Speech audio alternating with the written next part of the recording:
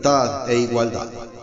Son las palabras usadas por todo mundo. Sin embargo, tan solo se convierten en meras palabras de eslogan publicitario.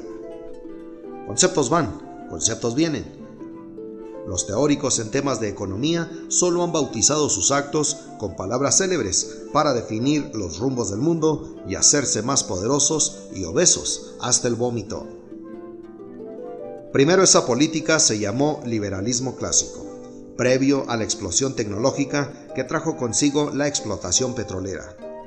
Luego, en la etapa moderna relativa, cambió su aburrido nombre por el neoliberalismo, en el que los países con recursos fósiles despegaron.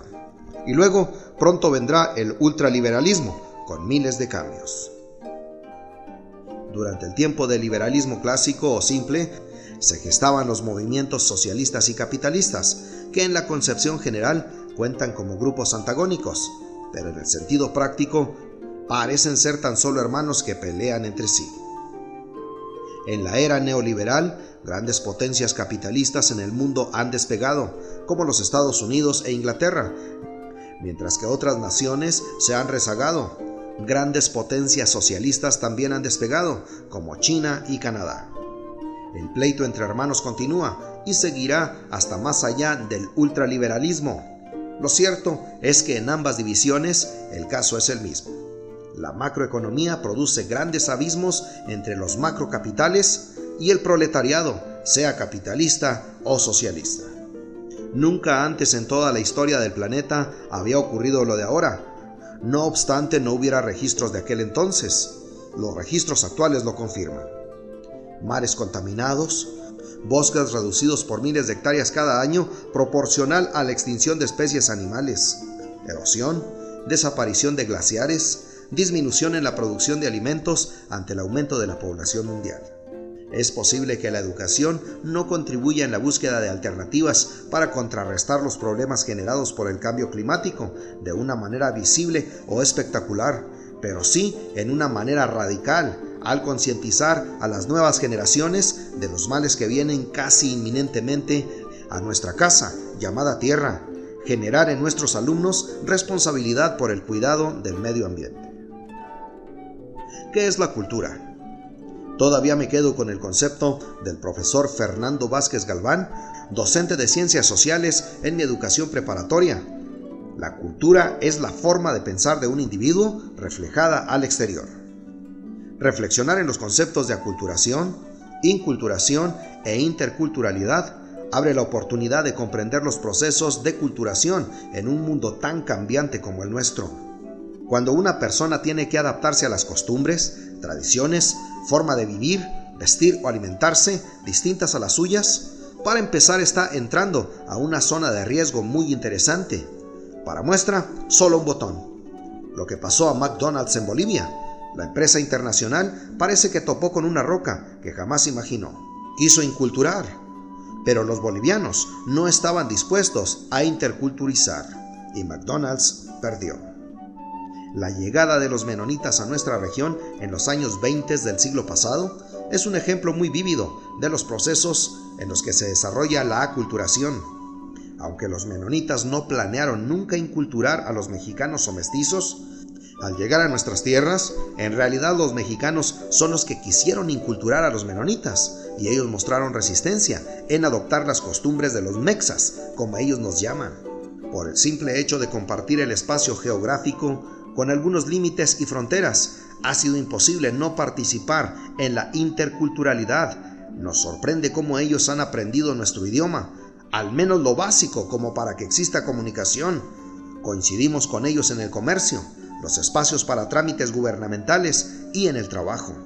El mundo cada vez más globalizado está también en un proceso de unificación cultural, es decir, cada vez más el factor tecnológico está provocando que la diversidad cultural vaya a la baja.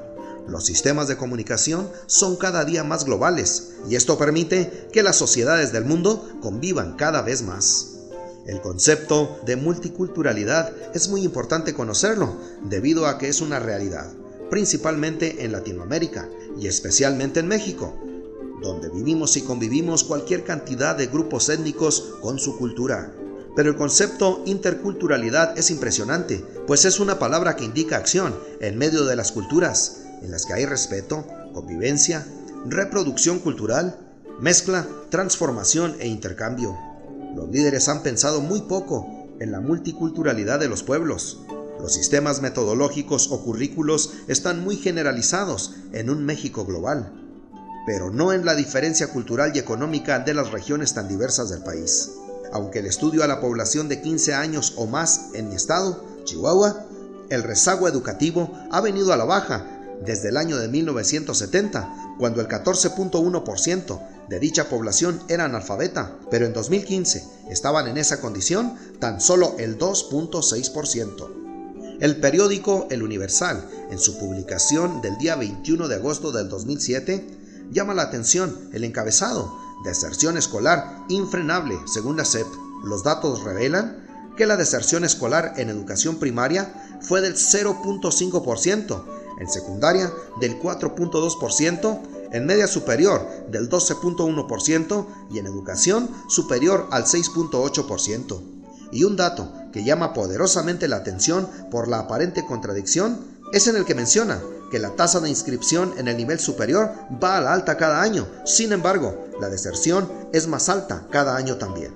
Los medios de comunicación en realidad son medios de información y con el uso de las nuevas tecnologías adquieren el nombre de TICs, con la premisa que para que se pueda dar una comunicación real y efectiva se requieren espacios, tiempos y símbolos establecidos que interconecten a un emisor y un receptor.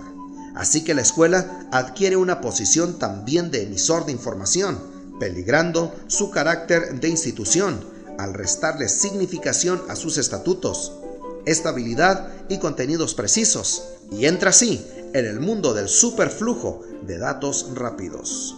Los TICs deberían promover la riqueza cultural aún no explorada lo suficiente en el mar de la Internet, y dejando de lado en cierta relación los sitios sobresaturados de visitantes, que en sí tienen lo mismo que la escuela tradicional.